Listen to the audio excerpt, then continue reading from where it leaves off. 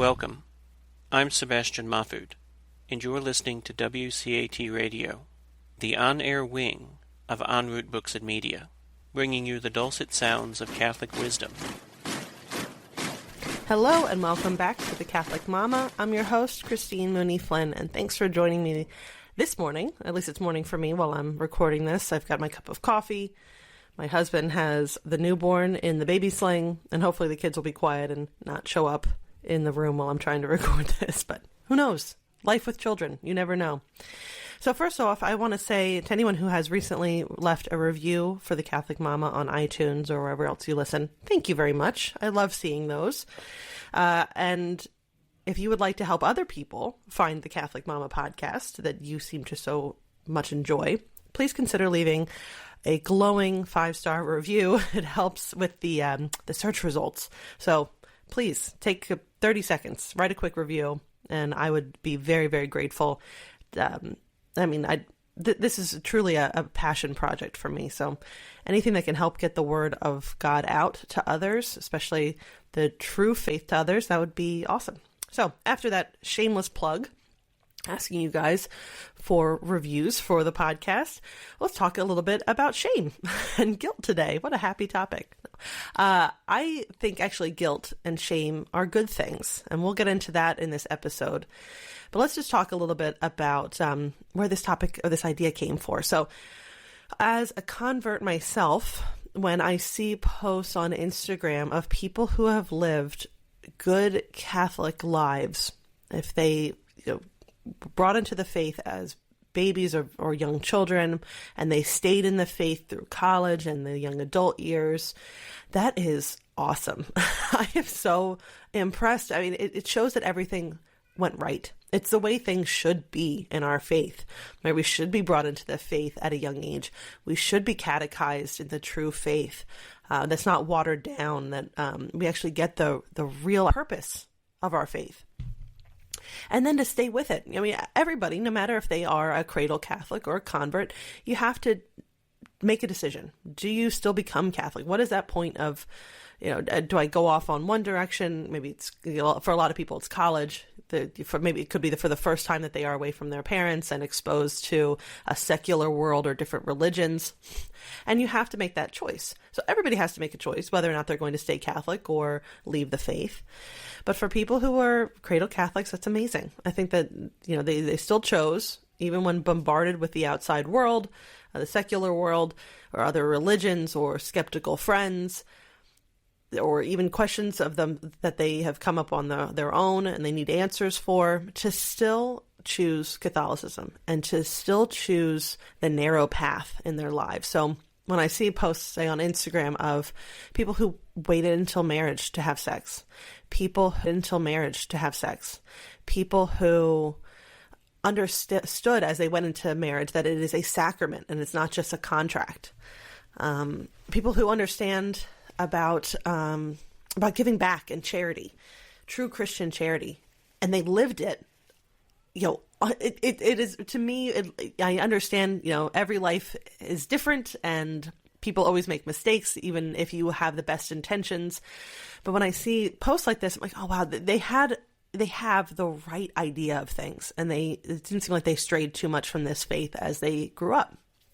But as a convert, my list of sins are quite long and varied, and some of them are rather tragic and terrible. So how do you, if you are a person like that, whether you are converted to Catholicism later in life, or whether you were a nominal Catholic in sin or abortion or any other moral teachings, how do you reconcile that with now being a faithful person? It can induce a lot of guilt. It really can. You look back and be like, wow, that person was a really good Catholic and a really, really good person in general, and I was not. Now, especially among the saved, the quote-unquote saved, it can be kind of a spitting match to see who was the most terrible sinner before their conversion. And that's not the point of this podcast, is to say, oh, hey, I was a way worse sinner than you ever would be. You wouldn't believe what I did. That's not the point here. The point is to talk a little bit about it, and I'll share some of my experiences. a little bit about the guilt that may come when you have converted or you have decided to renew your Catholic faith and you have to reconcile the life that you used to lead. And especially it can be difficult when we see the picture perfect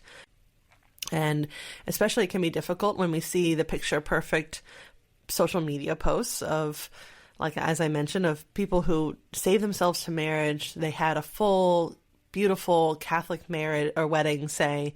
They seem to always keep Jesus close to, they kept running towards Jesus no matter what. Anyway.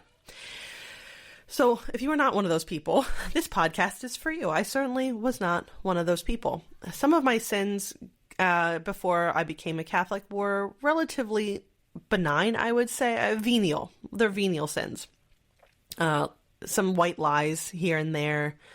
Maybe not using your time at work as efficiently as you should be. That's kind of a form of stealing, right? But then other sins were much more grave and terrible. And I know I've mentioned it here and there, but when I was 17, I had an abortion. And at the time, that didn't seem that had to be done in order to secure my future. And I also didn't have any clue of what this all entailed, really. I was just very misguided. So between the venial sins and the grave sins that we may have committed in our lives prior to being Catholic and even after we've been Catholic, we all make mistakes even now, and that's what the sacrament of confession is for, which we will also talk about today. But even if you go through the confessional and you are absolved of your sins and you do your penance, there can still be feelings of lingering guilt. So the first thing that I would say in order to get rid of those feelings is to take a step back and go to the confessional. The sacrament of confession is super, super important. But even before that, I want to talk a little bit about guilt and shame in general. And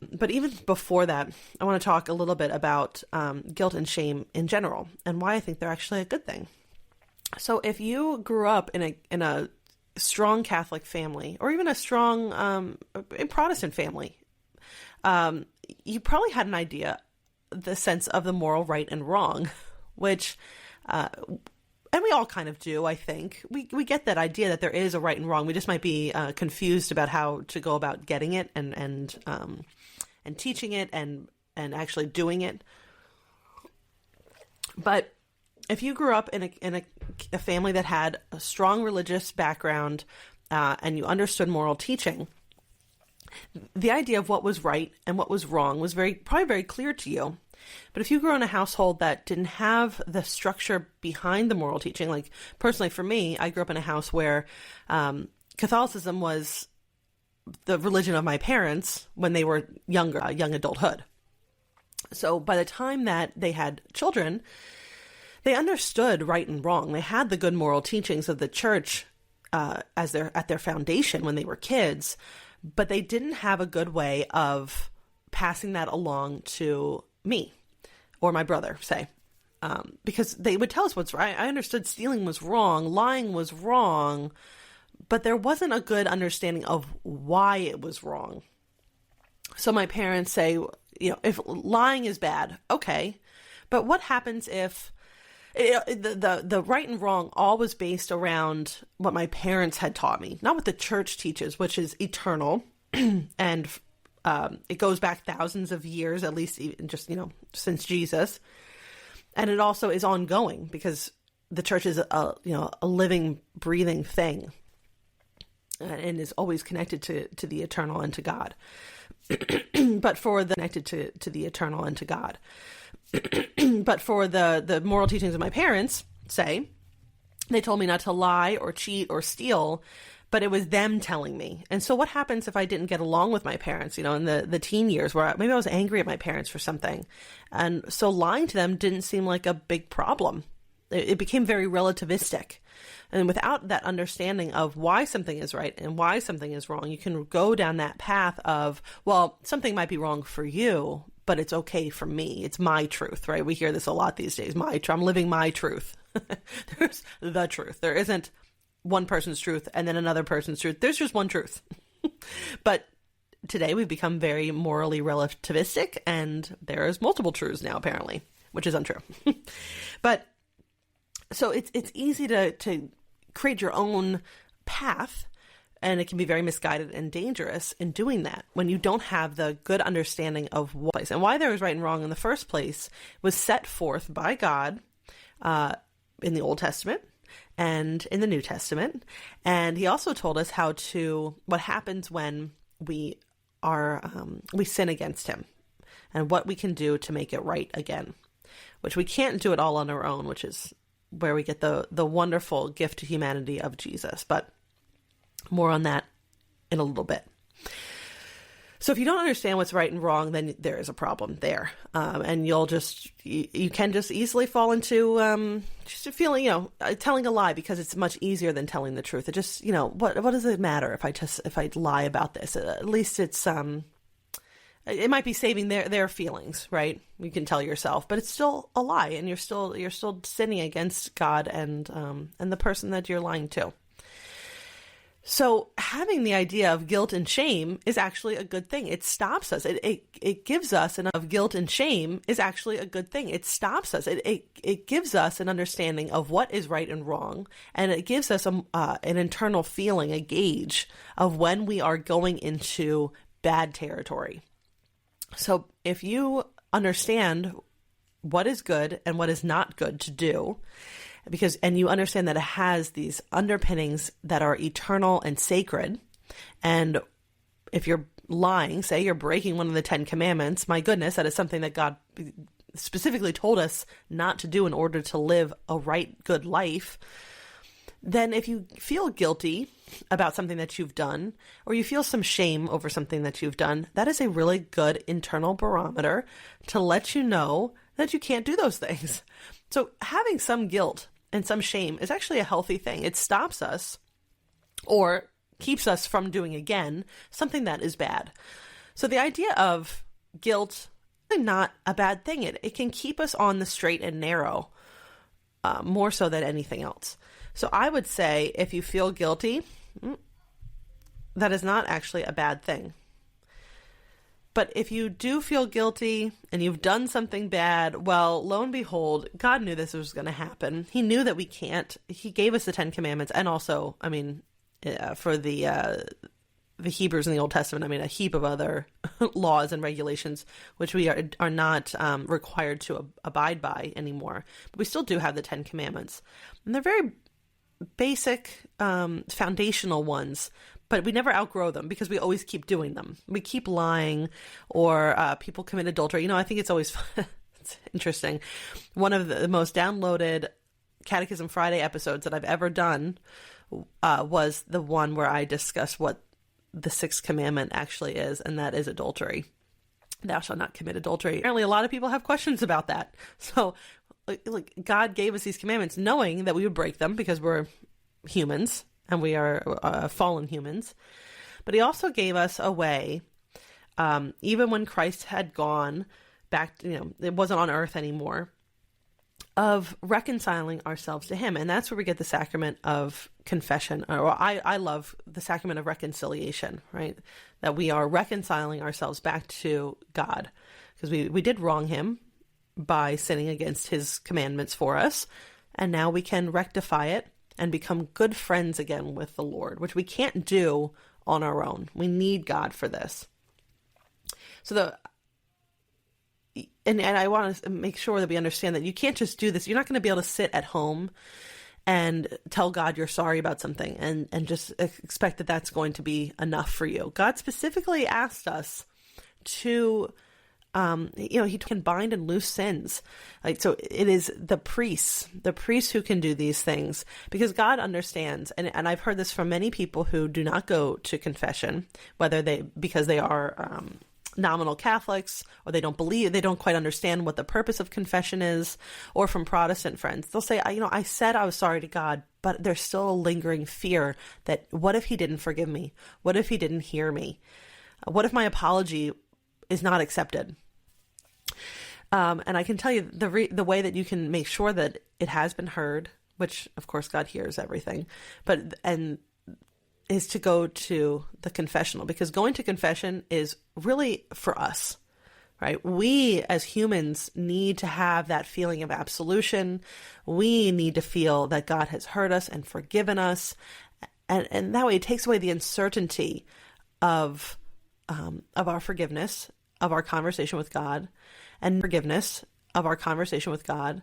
And know, and it also helps us to right us and make sure that we don't keep doing the same sin over and over again. Or, if we do, we still know that God has this wonderful sacrament that we can take advantage of. Because I know for me, I wind up confessing a lot of venial sins. Thank God I haven't done any mortal sins.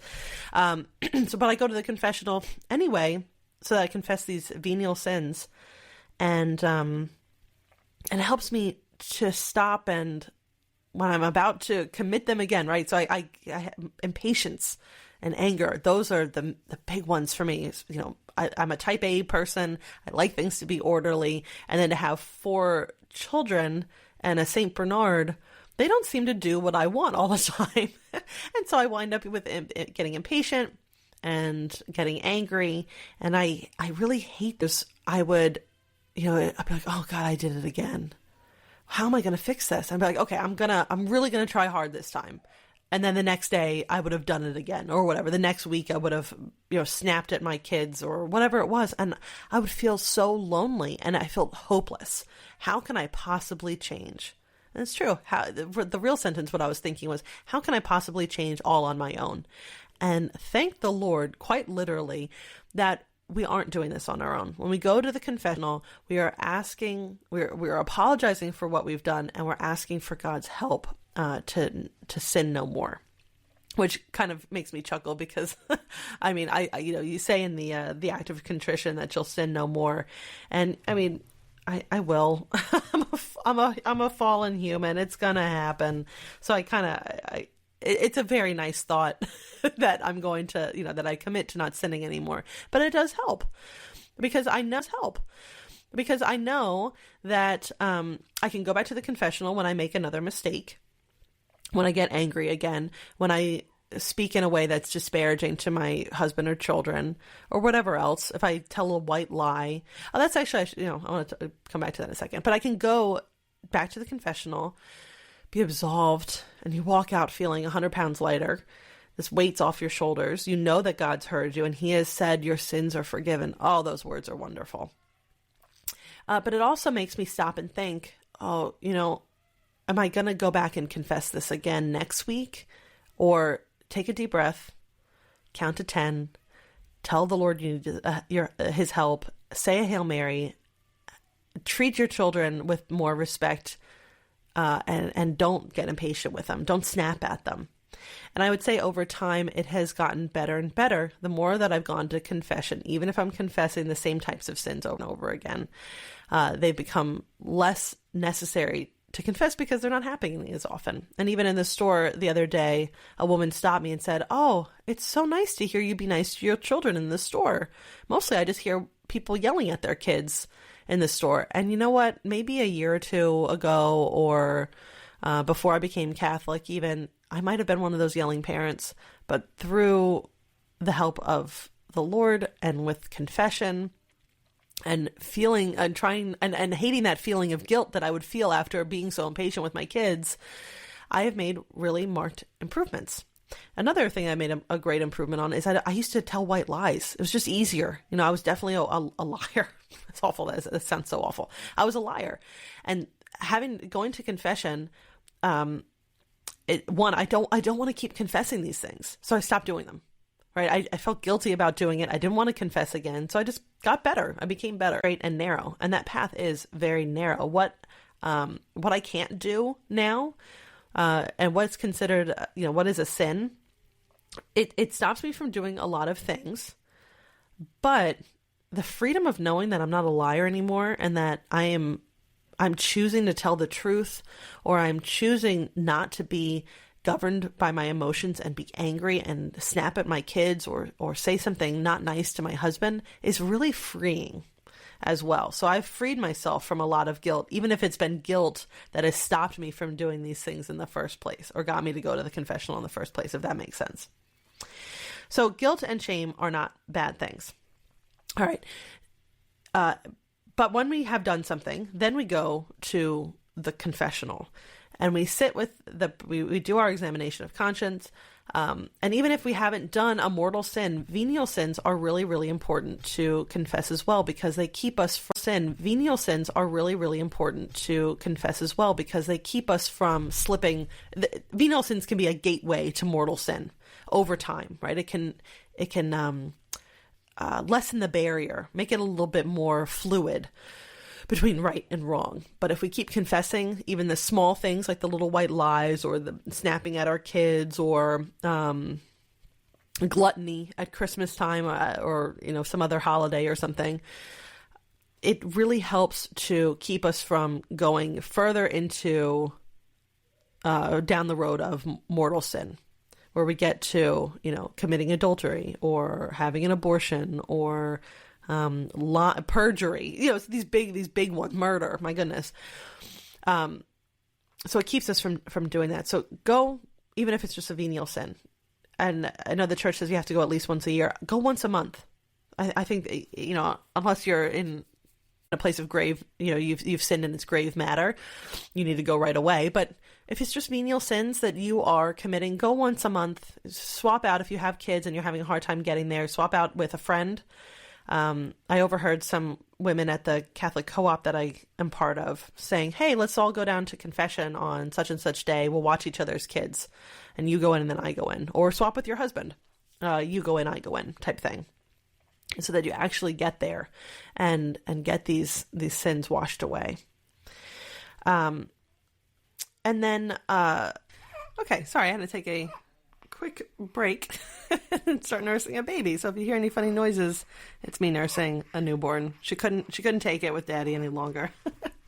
Anyway, so what happens if you've confessed something and you're still feeling guilty about that particular sin? It is very common for people to go back and confess the same sin over and over again. I mean, not even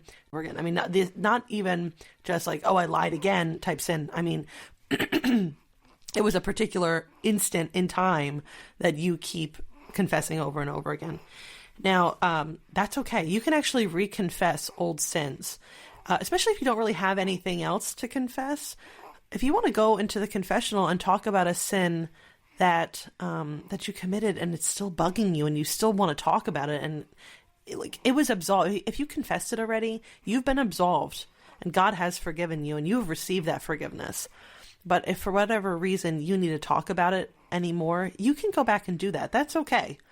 I did that actually. So when I was baptized, right?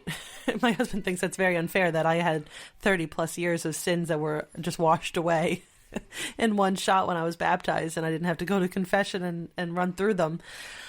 But I still, after the fact, I really struggled. A big one for me.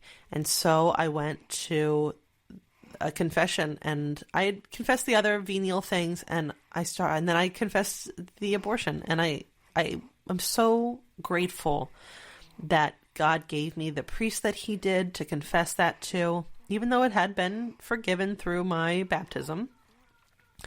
I needed to hear those words that I was absolved. And that has made all the difference. The guilt that I carried over that decision I made 17 years ago was immense. And I would look at my children and that I have now and feel so guilty for what I had done. I would think about it often, very, very often. And I would think, how am I going to move past this? And it's not move past is maybe the wrong way, but how do I heal from this? I think that's probably a better term for it. How do I heal from this? How do I heal from this? And it was absolutely through the sacrament of confession that I was able to heal from that at all. And now, even when the devil likes to pop up and tempt me and say, oh, how could God ever forgive you for something so horrible? I think it was Scott Hahn. I don't know if Scott Hahn said this originally or if I know I saw him share this quote, is that when the devil tries to remind you of your past, just remind him of his future. And that actually, I just kind of say, I have been forgiven. And that's something that I remind myself of when feelings of guilt come back up. I remind myself that I am forgiven. I am forgiven. And it might be something that I have to say over and over again, but it becomes a mantra that I can use when those feelings of guilt pop up for something I already have been forgiven for. So if you have lived a life of sin, to not, for lack of a better term, if you have lived a life of sin and you are feeling guilty still, but you haven't gone to the confessional, go and confess your sins. Check out your local parish.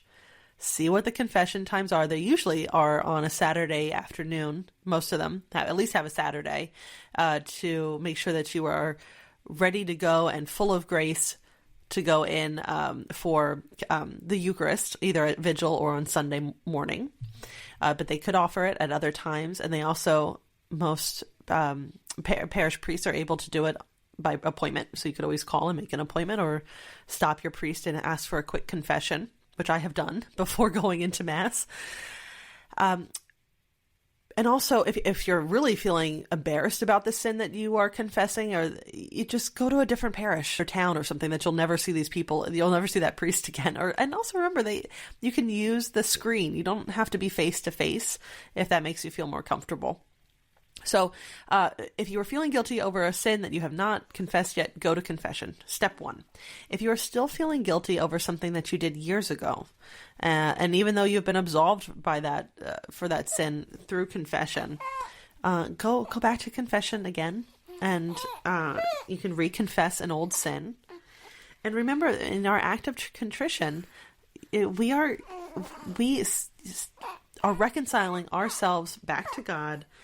He has forgiven us, and we are committed to sinning no more. So even if you do sin again, which you will, you can always go back and be absolved. Have Christ work through the priest and get that absolution. It's a beautiful feeling. I underestimated it. Beautiful feeling. I underestimated it before I knew what it was. And now that I have experienced confession, my goodness, it is a really beautiful thing. And God knew that we needed this. So if you have feelings of guilt over past things that you've done, when you look at an Instagram post of somebody who lived a very Catholic life from start to present, think about why you're feeling guilty. Guilt is not a bad thing. Shame is not a bad thing if it's used as a tool for good. If that gets you to the confessional, if that stops you from committing the same sin again and again, that is a good thing. If you're still struggling and you've gone and reconfessed a sin, and you have, and even when you read scripture and you see those words of forgiveness there in the book of God, or if you can tell yourself, I am forgiven in that, and you ask God also in prayer to help you move past your guilt, and you're still struggling, talk to your parish, talk to a priest, and they can direct you towards resources that'll help you with these feelings that you can't seem to pass over. That really could be, that's our fallen way of holding on to things, and because sometimes, as much as our egos, it could be a sin of pride to hold on to these feelings of guilt as well. So we have to figure out, there might be different reasons, and we need to move past those.